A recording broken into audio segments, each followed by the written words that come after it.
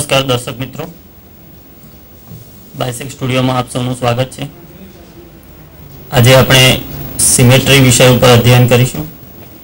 મારી સાથે मौजूद છે પ્રોફેસર અર્જુન સિંહ રાણા, જે દાહોદ નવજીવન સાયન્સ કોલેજમાં રસાયણ વિભાગના અધ્યક્ષ છે, તથા હું Vashishtha Bhatt, Natubhai V Patel college of pure and applied sciences Vallabh Vidyanagar રસાયણ શાસ્ત્ર વિભાગનો અધ્યક્ષ। આપણે હવે ચર્ચા શરૂ કરીશું। टॉपिक है symmetry.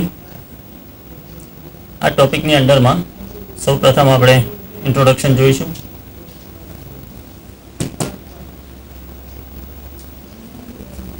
Various types of symmetry એલિમેન્ટ્સનો પણ અભ્યાસ કરીશું।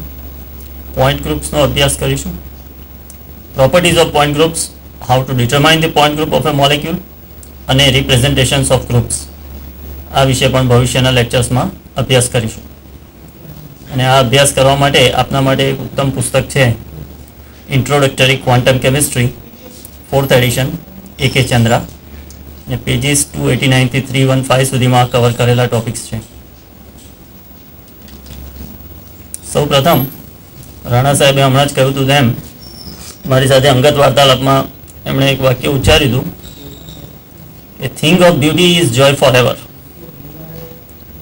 કુદરતી તથા માનવ સર્જિત રૂપવંતી વસ્તુઓને જોઈને હંમેશા આપણા મનમાં કંઈક અલગ પ્રકારની લાગણી ઊભી થાય છે, અને એના ઉદાહરણમાં આપણે જોઈ શકીએ છીએ કેટલીક કલાકૃતિઓ, જેમ કે એફિલ ટાવર છે, બીજી પણ કેટલીક કલાકૃતિઓ મૂકેલી છે। આ દરેકમાં આપણને સિમેટ્રી દેખાય છે, પણ સિમેટ્રી એક આપણે હંમેશા અનડિફાઇન્ડ ટર્મ તરીકે જોતા આવ્યા છે। કેમિસ્ટ્રીમાં જ્યારે સિમેટ્રીનો અભ્યાસ કરીશું ત્યારે એને ક્વોન્ટિફાઈ એટલે તો કેટલી સિમેટ્રિકલ છે એ જાણવાનો પ્રયત્ન કરીશું।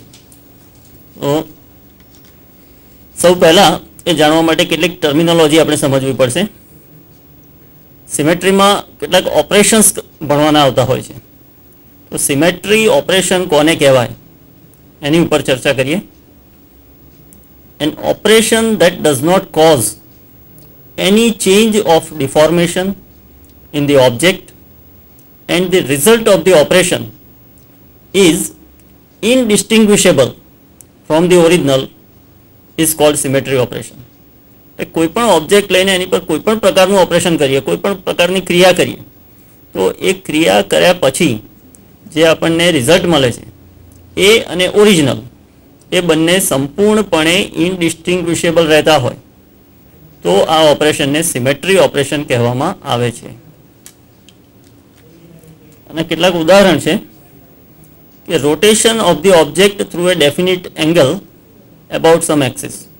कोई पण एक ऑब्जेक्ट लईने कोई पर्टिक्युलर एक्सिसनी आजुबाजु एने फेरववामां आवे तो क्यारेक आ ऑपरेशन सिमेट्री ऑपरेशन होई शके छे। ए ज रीते क्यारेक रिफ्लेक्शन, कोई प्लेन मांथी रिफ्लेक्शन करीए त्यारे पण ऑब्जेक्ट इनडिस्टिंग्विशेबल रहतो होय छे, अने ट्रांसलेशन मोशन जे छे एमां पण सिमेट्री क्यारेक जळवाती होय छे। तो आ हता 3 उदाहरण एना। हवे आपणे समजવાનો प्रयत्न करीए कि एलिमेंट्स ऑफ सिमेट्री एटले शुं। तो symmetry operations are carried out with respect to some fixed axis or a plane. This axis or planes are called elements of symmetry।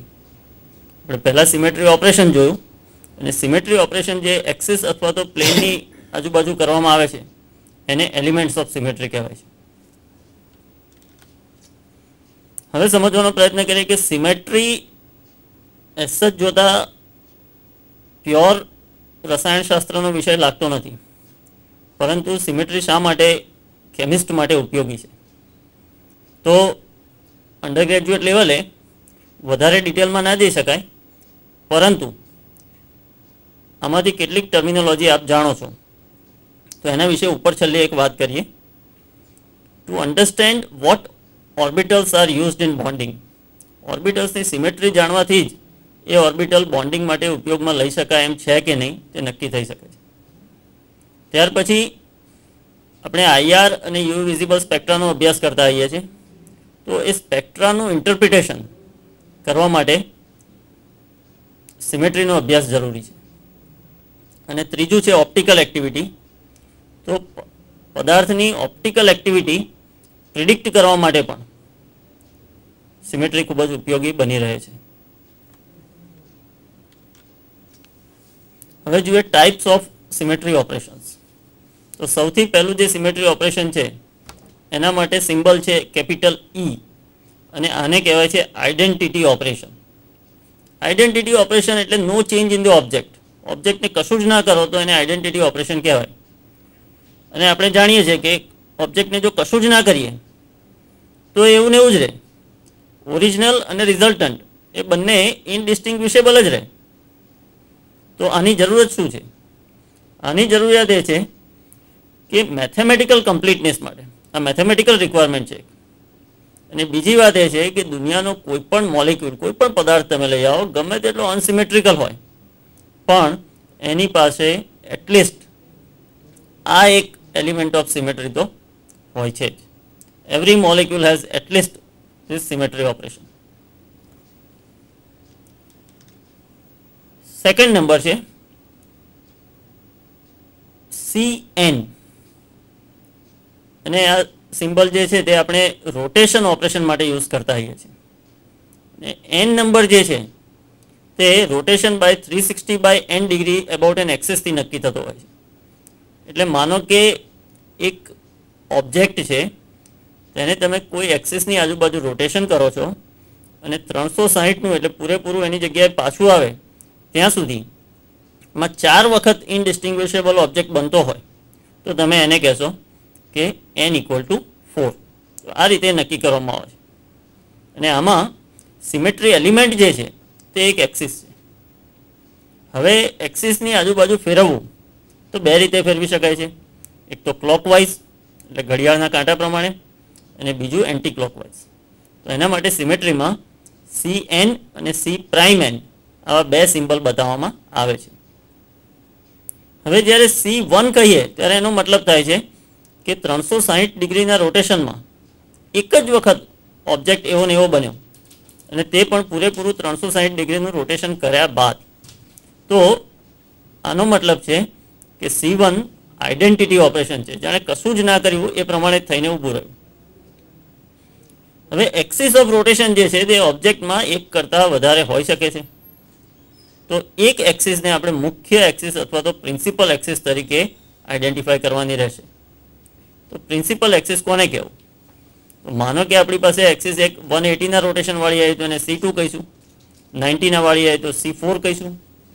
તો આ બંનેમાં 2 અને 4 બે સંખ્યામાંથી 4 એ મોટી સંખ્યા છે. તો જે સંખ્યા એની મોટામાં મોટી વેલ્યુ આપતી હોય એને તમે પ્રિન્સિપલ એક્સિસ તરીકે ઓળખશો. રોટેશનના કેટલાક એંગલ્સ મૂકેલા છે પહેલા ટેબલમાં. 60 ડિગ્રી એ C6 કહેવાય છે, 120 એ C3 કહેવાય છે, વગેરે વગેરે. હવે એક મોલિક્યુલ આપણે જોઈએ, ક્લોરોફોર્મ મોલિક્યુલ.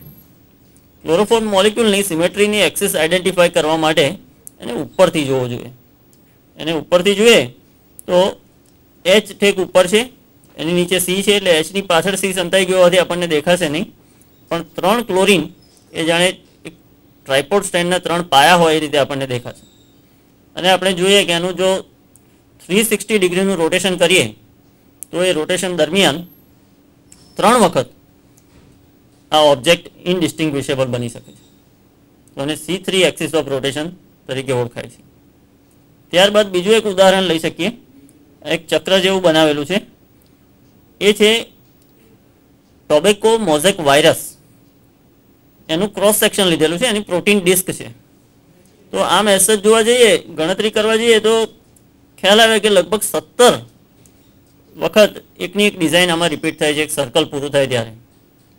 તો એનો મતલબ કે 360 ડિગ્રીના રોટેશન જો કરીએ તો 17 વખત એની એ આઈડેન્ટિટી આવશે.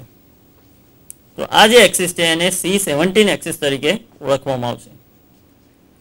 પછી એક સ્નોનો ફ્લેક લીધેલો છે, સ્નોનો ટુકડો, અને એમાં પણ આપણે જોઈ શકીએ છીએ કે C6 એક્સિસ પણ છે, C2 એક્સિસ પણ છે. ત્યાર પછી ત્રીજા ઓપરેશનની વાત કરીએ. આના માટે સિમ્બલ છે સિગ્મા. અને આ ઓપરેશનનું નામ છે રિફ્લેક્શન ઓપરેશન. તો રિફ્લેક્શન ઓપરેશન મતલબ exchange of points through a plane to an opposite end and equidistant point. Rana સાહેબ કદાચ થોડું વધારે અત્યારે અથવા તો પછીથી આ વિષયમાં સમજાવવાનો ઈચ્છા ધરાવશે રિફ્લેક્શન વિશે. હા, ચોક્કસ. એટલે પ્લેન ઓફ સિમેટ્રી અથવા સમમિતિ તલ એટલે આપણે અણુને દ્વિભાષી કોઈ એક તલ ઉપર આપણે જો પરાવર્તન કરીએ અને પરાવર્તન કરતાં જો અધ્યારોપણ થાય તેવું સમતુલ્ય બંધારણ મળતું હોય તો તેને પ્લેન ઓફ સિમેટ્રી કહેવાય છે અને તેને સિગ્મા વડે દર્શાવાય છે. હું બોર્ડ પર જઈશ. આ પ્લેન ઓફ સિમેટ્રી જે છે તે 3 પ્રકારની હોય છે. તમે ચાલુ કરો. જો બોર્ડ ઉપર તો આમાં સિમેટ્રી એલિમેન્ટ જે છે એક પ્લેન છે. અને એક ઉદાહરણ લઈએ કે હ્યુમન બોડી, આ એક એપ્રોક્સિમેટલી સિગ્મા ઓપરેશન છે અને એ ચિત્રથી જોઈ શકીએ છીએ આપણે. એ જ રીતે કોઈ લિનિયર ઓબ્જેક્ટ લઈએ જેમ કે પેન્સિલ, તો એમાં અનેક પ્લેન છે, ઇન્ફાઇનાઇટ નંબર ઓફ પ્લેન્સ છે જેમાંથી રિફ્લેક્ટ કરવાથી એ સિમેટ્રી રિસ્ટોર, આઈડેન્ટિટી રિસ્ટોર થાય છે.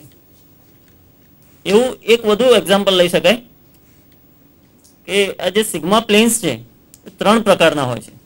સિગ્મા એચ, તો આ જે પ્લેન છે તે પ્રિન્સિપલ એક્સિસને પરપેન્ડિક્યુલર હોય છે. બીજું હોય છે સિગ્મા વી, આ જે પ્લેન છે તે પ્રિન્સિપલ એક્સિસને ઇન્ક્લુડ કરતું હોય છે. સિગ્મા ડી મતલબ plane includes the principal axis but not the outer atoms. Rana saheb થોડો વધારે આની ઉપર વિસ્તાર કરશે. સમમિતિ તલ સિગ્મા એક તલ છે કે જેના ઉપર પરાવર્તનની જ્યારે ક્રિયા કરીએ આપણે તો પરાવર્તનની ક્રિયા કરતા અણુનું મૂળ બંધારણ કરતા જુદું ન પડે તેવું સમતુલ્ય બંધારણ આપણને પ્રાપ્ત થાય, એટલે કે indistinguishable from the original one configuration પ્રાપ્ત થાય.